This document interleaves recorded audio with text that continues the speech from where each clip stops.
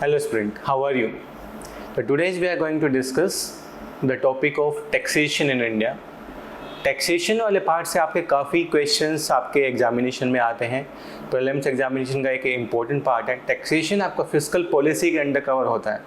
Government की fiscal policy के under cover होता है taxation.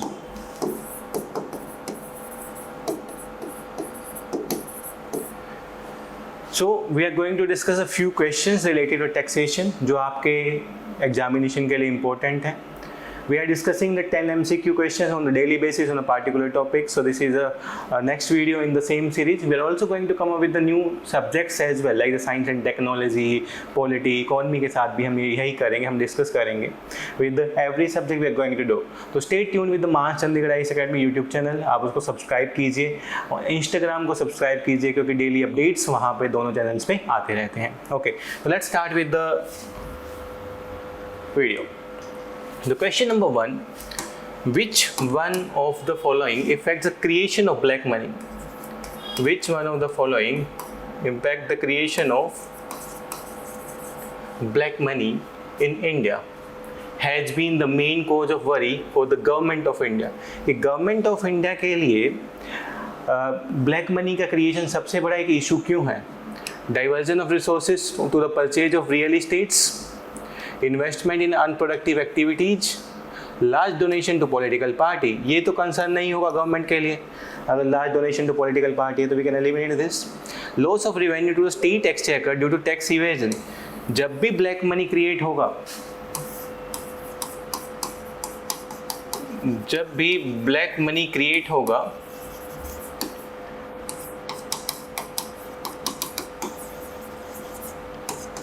it will lead to loss of revenue to the government. Black money create हो रहा है means there is a tax evasion. Tax evasion हो रहा है तो that lead to the loss of tax revenue. Tax evasion होने की वजह से there is a loss of tax revenue. तो most suitable option is loss of tax revenue. अगर आप यहाँ पे देखेंगे investment in unproductive activity in purchase of precious stone jewellery, ऐसा नहीं है. This can also be done in a normal way also. आपको डायरेक्टली भी ये किया जा सकता है कि आपको नॉर्मल तरीके से भी दे कैन डू दैट कि हाँ we can focus on these kind of things कि हम पहले भी बाय कर सकते हैं विदाउट एनीथिंग. ये ऐसा नहीं है कि during the time of black money ही इसको बाय किया जाएगा. तो this option is also eliminated and we are left with option number D only here. Okay, now let's move to the next question. The next question is related to the which of the most likely advantage of implementing the goods and services tax. Goods and services tax का implementation क्या सबसे बड़ा advantage रहा government of India के लिए या citizens के लिए, किसकी के लिए भी क्या advantage रहा? What is the most likely advantage of implementing the GST? It will replace the multiple taxes collected by the multiple authority and will thus create a single market in India. बिल्कुल सही है. It will create a single market in India and it will replace the multiple taxes को ये replace करेगा. First is right. If the first is right, we can eliminate the option number B को हम directly eliminate कर सकते हैं क्योंकि B option में there is no first option. Second पे आते हैं. It will drastically reduce current account deficit. Drastically कैसे reduce करेगा? तो second is not correct. Second correct नहीं है तो we can eliminate the option number D also. It will enormously increase the growth. Enormously मतलब बहुत ज़्यादा increase करेगा. तो these are the words जो एकदम से बहुत ज़्यादा impact create करने की कोशिश करते हैं. Extreme words इनको बोला जाता है. तो जब भी extreme words का use किया जाए तो that will be the most likely chances कि गलत होगा. Most likely, not always, most likely गलत होगा. So the answer of this question is A, one only. It will replace the multiple taxes by the multiple authority, thus create a single market in India. ये market, single market in India create करेगा. Okay, now let's move to the next question. The question number 3 पे आते हैं. Consider the following statements. The tax revenue as a percent of GDP of India. The tax revenue as a percentage of GDP in India has been increased in the last decades. Fiscal deficit as a percent of GDP of India steadily increased in the last decades. Steadily increase का meaning होता है कि this is going in the same direction. अगर ये graph है तो continuously increase हो रहा है. Tax revenue as well as GDP के साथ साथ they are also asking about the fiscal deficit कि डायरेक्टली इंक्रीज हो रहा है। अगर हम देखेंगे दोनों ही केसेस में कोविड ईयर बीच में आने की वजह से दोनों ही पॉसिबिलिटी नहीं है, स्टेटली इंक्रीज नहीं हो रहा है, neither the tax revenue and nor the fiscal deficit. तो the answer of this question will be D. तो जब भी आपसे कोई डेटा रिलेटेड क्वेश्चन आता है इकोनॉमी में, the data related question you have to focus on कि क्या ट्रेंड के अकॉर्डिंग ये पॉसिबल है, steadily increase, continuously increase in tax revenue, क्या there is a continuously growth. अगर हम देखते हैं लास्ट 4 years में there is continuously growth, 22, 23, 24 there is a continuous growth in the tax collection. But जो क्वेश्चन पूछा गया तो 2021 से लेके 2025, 2021 में there is a dip in the tax collection, that's why this statement is wrong here. Next पे आते हैं, क्वेश्चन नंबर 4 पे आते हैं। Question number 4, the term base erosion and the profit shifting is sometimes seen in the news in the context of base erosion and the profit shifting terms use होता है, किस context में use होता है? base erosion profit shifting एक term है जो mainly use होता है टैक्स इवेजन के लिए, कंपनी टैक्स इवेड करती हैं, इसमें वो अपना बेस किसी दूसरी कंट्री में रखती हैं और बिजनेस किसी दूसरी कंट्री में रख रहे हैं। Let's see the option, mining operation by multinational company in the resources but backward classes, no, गलत है ये तो, माइनिंग रिसोर्सेज तो है ही नहीं। Curbing of the tax evasions by multinational company, yes this is the right answer. जो multinational company है वो टैक्स इवेड करती हैं, they are doing the tax evasion by the multinational company, this is the right statement. Exploitation of genetic resources of countries, no, genetic resources की बात नहीं होती है। लैक ऑफ एनवायरमेंटल कॉस्ट, इसकी भी बात नहीं होती है। So the answer is here B, the question number 4 answer will be the B, curbing और tax evasions by the multinational company. तो इस तरीके से आपको क्वेश्चंस को देखना होता है कि how this terms is related to, इसमें कोई ज़्यादा आपको इन्फॉर्मेशन का जरूरत नहीं था। Base erosion and profit shifting, आप देख सकते हैं कि base erosion and profit shifting की कंपनियां अपना प्रॉफिट्स को ज़्यादा से ज़्यादा करने के लिए they are focusing on the कि किस तरीके से टैक्स को इवेड किया जाए, उन सब चीज़ों पे फोकस किया जा रहा है। Okay, that's by the base erosion and the profit shifting context. Okay, now let's move to the question number 5 पे आते हैं। A decrease in the tax rate, tax to GDP ratio. If there is a decrease in the tax to GDP ratio of a country, which of the following indicates slowing economic growth rate, less equitable distribution of the national income? Slowing the economic growth rate or the less equitable equitable distribution of national income. अगर आप देखोगे tax reduce होना एक short term का effect है, tax कम आया तो that's a short term effect. In the case ये भी तो हो सकता है कि किसी कंट्री में टैक्स कलेक्शन कम है, लाइक इंडिया में तो ओनली 2.2% ऑफ पीपल पे द टैक्सेस, तो क्या टैक्स कलेक्शन की वजह से जीडीपी ग्रोथ पे इफेक्ट पड़ेगा? नहीं पड़ेगा in the short run, short run में तो इफेक्ट नहीं पड़ेगा। Less equitable distribution national income, इससे डिस्ट्रीब्यूशन ऑफ नेशनल इनकम का भी नहीं आएगा, क्योंकि टैक्स की बात हो रही है। तो the answer is neither one and the no two, दोनों ही नहीं होंगे। Less equitable distribution of national income भी नहीं होगा, slowing economic growth of rate भी नहीं होगा अगर टैक्स टू जीडीपी रेशियो कम होता, मीन्स टैक्स कलेक्शन कम हो रहा है और जीडीपी इंक्रीज हो रही है। नेक्स्ट पे आते हैं। With reference to the 14th Finance Commission, which of the following statement is correct? 14th Finance Commission के according कौन सा statement correct है? It has increased the share of states in the central divisible pool from 32% to the 42%. बिल्कुल सही है। जो 14th Finance Commission था, the 14th Finance Commission increased the share from 32% to the 42%. इन्होंने increase किया share को from the 32% to the 42%, and it has made recommendation concerning sector specific grants, कि इस कमीशन ने सेक्टर स्पेसिफिक ग्रांट के बारे में कुछ कहा था? नहीं, इसने सेक्टर स्पेसिफिक ग्रांट्स के बारे में कुछ नहीं कहा था। तो the answer of this question will be A, one only is the answer. Okay, let's move to the next one. Question number 7 पे आते हैं। Question number 7 is about the value added tax. Which of the following is correct about the not a feature? Sorry, which of the following is not a feature of the value added tax? क्योंकि 2011 में VAT use होता था India में, जो बाद में 2017 में मर्ज किया गया जीएसटी के साथ, तो वैट के फीचर पूछे गए हैं। तो अभी ये क्वेश्चन रिलीवेंट नहीं है, but at the time it was a relevant question कि वैट के बारे में इंफॉर्मेशन पूछा गया था। Okay, so let's see, it is a multi point destination based system of taxation. It is a, yes, this is correct, it is a tax levied on value of addition at each stage, जैसे जैसे each state में होता था उसमें value addition add कर दिया जाता था, हर स्टेज पे they were adding some taxes.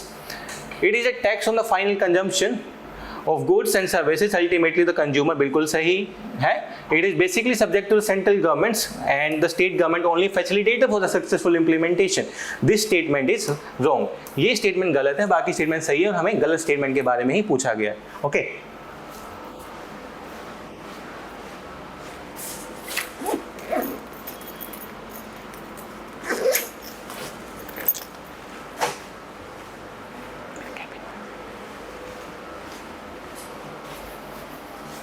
Okay, so this was the question number 7 and the answer of the question number 7 is clear है.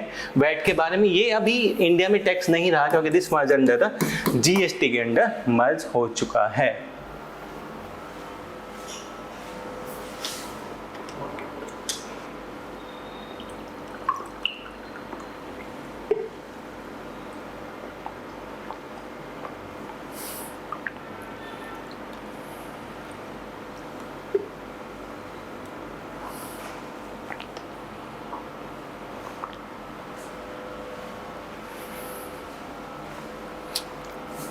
Okay, now let's move to the next question. Question number 8 पे आते हैं. Question number 8. In India, the tax proceeds of which of the following as a percentage of gross tax revenue has significantly declined in the last 5 years? किस tax का significantly decline हुआ in the last 5 years? And the question is of 2010. 2010 के according तो जो excise duty था उसका percentage decline हुआ. Please tell me in the last 5 years from 2021 to 25 excise duty का क्या स्टेटस है? एक्साइज ड्यूटी का टैक्स इंक्रीज हुआ है या डिक्रीज हुआ in the last 5 years? Please tell me in the comment section. अब कमेंट सेक्शन में मुझे बताएंगे. Okay, now let's move to the next. Question number 9 पे आते हैं. Consider the following statements in India. Taxes on transaction in stock exchange and the future markets are. Stock exchange and future markets are कौन tax levy करेगा and collect करेगा? Levied by the union, collect by the states. Which of the following statement given above is correct? It is levied by the union. The first statement is correct. The tax on the statements on the stock exchange transaction, the futures market, stock exchange के transaction पे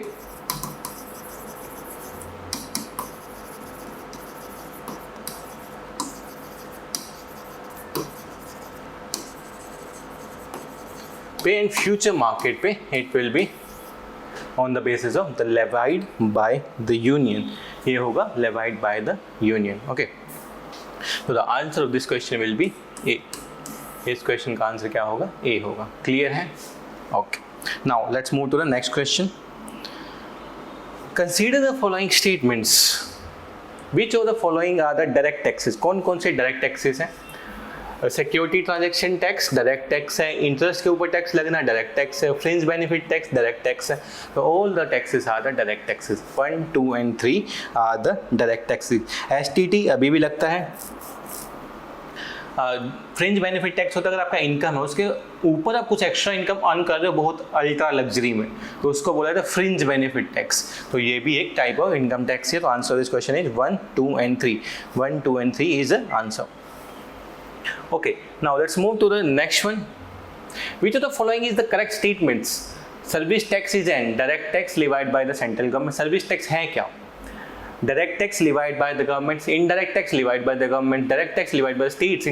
service tax में अगर देखेंगे तो GST क्या है हमारा? GST goods and services tax. Goods and services tax क्या है? एक इनडायरेक्ट टैक्स है. इनडायरेक्ट टैक्स है.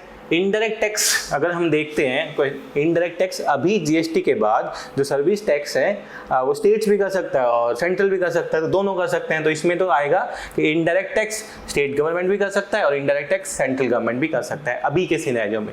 लेकिन ईयर के सिनेरियो के अकॉर्डिंग देखेंगे तो indirect tax levied by central government. अभी के सिनेरियो में GST can be by the both the state government and the central government. दोनों गवर्नमेंट अभी अप्लाई कर सकते हैं about the services tax, that's the goods and services tax. Okay, so these are the some of the questions of the taxation. And these are the some of the important concepts of taxation जो हमने पढ़ने हैं। इस तरीके के video मैं और लेके आऊँगा about the different concepts in the different topics. आपको जो भी डाउट रहता है इन क्वेश्चंस में, जो भी आप पूछना चाहते हैं related to these question, you can ask me here directly, you can also comment on the YouTube, you can also come to the mass Chandigarh IAS academy at sector 36 and sector 37 आप आ सकते हैं and you can join us. We are launching our new batches, हम हमारे नए batches launch कर रहे हैं from 14th of June। We are launching our NCERT batch, that's from foundation we will start from 16th of June। We are launching our state PCS batch and the UPSC batch, ये हम launch कर रहे हैं। The main idea about these batches are the faculty from Delhi will teach you। जो faculty होगी आपको दिल्ली से, वो आपको पढ़ाएगी यहाँ पे आके। ओनली एकेडमी इन चंडीगढ़ जहाँ पे दिल्ली के टॉप इंस्टीट्यूशन की फैकल्टी आपको आके पढ़ा रही है। Mentors from the top mentors from the India आपको गाइड करेंगे how to prepare the examination. Course के एक्सक्लूसिव पार्ट्स, टाइमली कंप्लीशन होगा, timely completion of the course, CSET coverage, current affair coverage, prelim test series coverage, mains test series coverage, answer writing process, how to read newspaper, everything will be covered here in the classroom itself। तो this become a one stop solution for your CSC preparation, civil service exam के preparation के लिए इससे बढ़िया जगह नहीं है। If you have a dream to become an IAS, IPS, IRS, join the Mass Chandigarh IAS Academy and achieve your dream। Thank you everyone।